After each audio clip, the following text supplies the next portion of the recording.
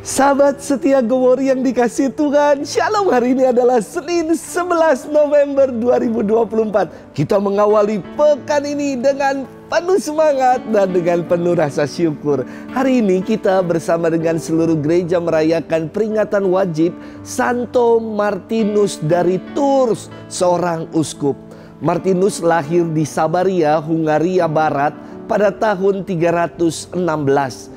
Pada usianya ke-15 tahun ayahnya mendaftarkan dia dalam dinas militer dan Martinus ditempatkan di kota Amiens, Prancis. Suatu ketika pada malam hari di musim dingin, Martinus berjumpa dengan seorang pengemis yang kondisinya sangat memprihatinkan. Pakaiannya compang-camping, dia menggigil kedinginan. Tidak ada satu orang pun yang memberikan perhatian dan peduli kepada pengemis itu. Martinus tergerak hati. Ia turun dari kuda yang ditungganginya. Karena ia tidak membawa apa-apa selain mantol yang dikenakannya, maka ia memotong mantolnya menjadi dua bagian. Separuhnya diberikan kepada pengemis itu untuk membantu melindunginya dari udara yang dingin. Sedangkan yang separuhnya ia kenakan untuk melindungi dirinya.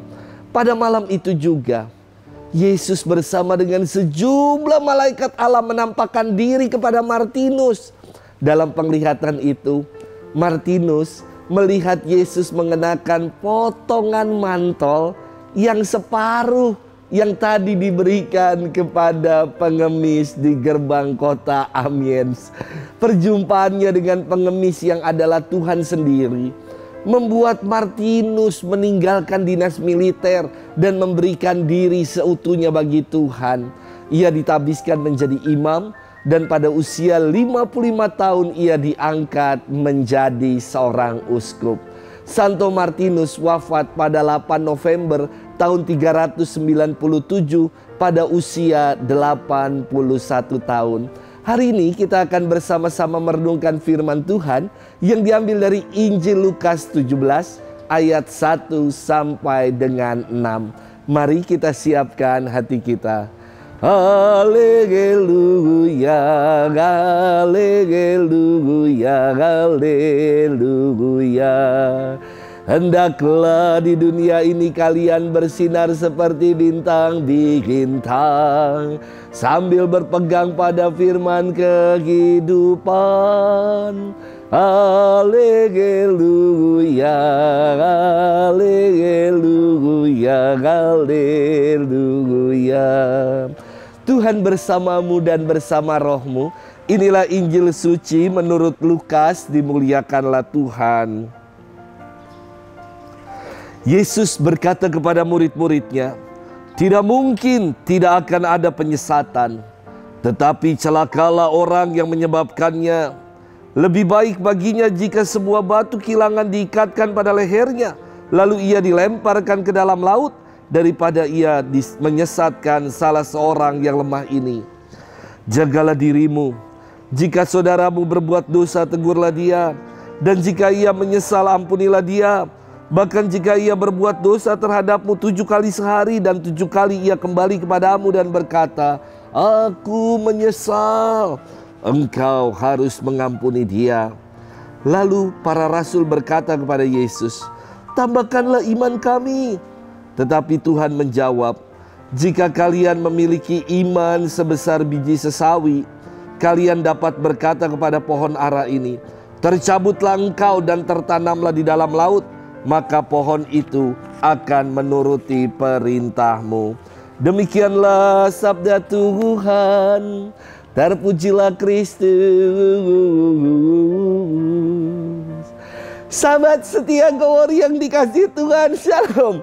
Saya sungguh-sungguh banyak belajar dan dimatangkan dari pergumulan-pergumulan hidup yang dialami oleh keluarga-keluarga. Saya betul-betul kagum. Buat saya bukan sebuah hal yang mudah ketika mendapati buah hati yang dikaruniakan Tuhan di tengah keluarga ternyata berkarunia atau berkebutuhan khusus. Ini pasti pergumulan yang luar biasa untuk menerima dan belajar dari pengalaman macam ini. Juga ketika harus berdamai dengan diri sendiri manakala menerima vonis dikatakan mengidap penyakit kritis ataupun kronis. Ini juga tentu bukan hal yang mudah.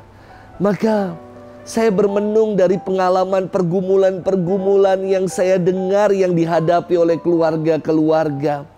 Saya kira makna berdamai bukan soal mengampuni dan memaafkan sesama, tetapi berdamai adalah menyangkut iman kita untuk percaya dan mengandalkan Tuhan. Sahabat setia Gowori yang dikasihi Tuhan, dalam firman hari ini Yesus mengajarkan para muridnya tentang hukum kasih. Ia berfirman, jika saudaramu berbuat dosa, tegurlah dia. Dan jika ia menyesal, ampunilah dia.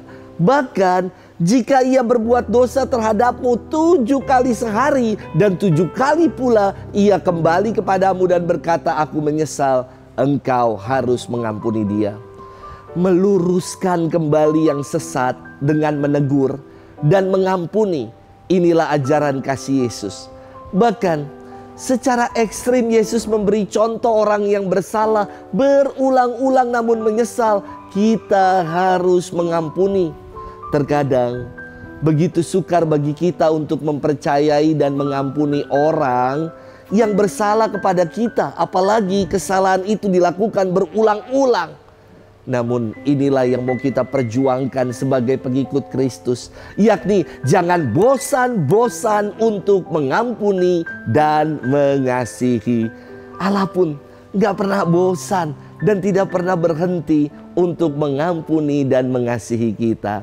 Sahabat setia Gowori yang dikasihi Tuhan, di akhir firman para murid berkata kepada Yesus, Tuhan, tambahkanlah iman kami.